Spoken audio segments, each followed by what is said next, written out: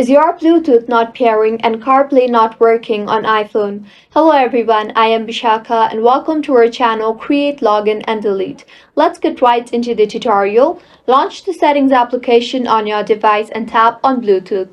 Delete all the existing Bluetooth devices on your iPhone and your car too.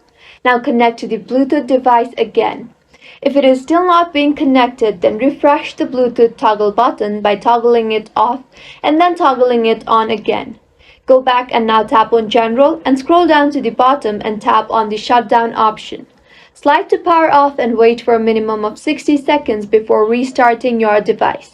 See if it is fixed. If not, toggle on the button for airplane mode. Wait for a minimum of 60 seconds before toggling it off again.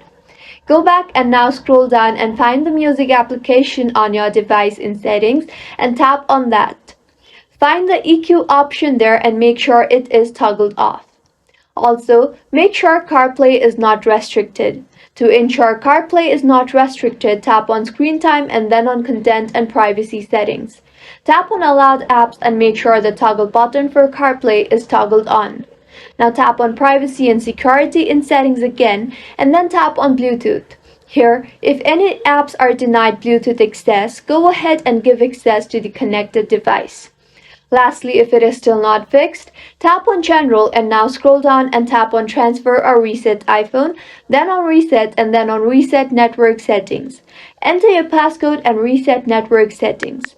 Doing this will reset all network settings and will return them to factory defaults, meaning all your Wi-Fi networks and passwords, APN and VPN settings, and cellular settings will be returned to factory defaults. Your problem should have been fixed. If you find this tutorial helpful, do subscribe to our channel. Thank you for staying with us until the end.